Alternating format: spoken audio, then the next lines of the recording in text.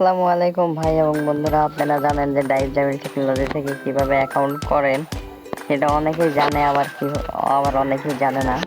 সেজন্য আজকের ভিডিওটা আমি এখন দেখাইয়া দেবো কিভাবে ডাইভ জামিল টেকনোলজি থেকে আপনারা অন্যদেরকে অ্যাকাউন্ট খুলে দিতে পারবেন। তো আমি এখন একটা অ্যাকাউন্ট খুলে আপনাদেরকে দেখাই দেবো।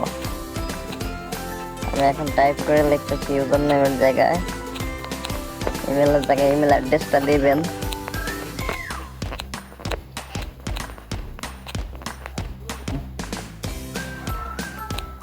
আপনারা ইমেল দেওয়া হয়ে গেলে আপনারা মোবাইল নাম্বারটা দেবেন।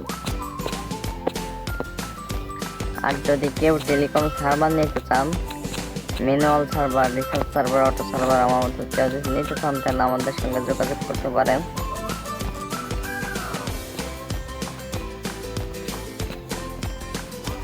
আপনার এনআইডি কার্ড না থাকলেও চলবে, আপনি 11টা এলোমেলো সংখ্যা দেবেন।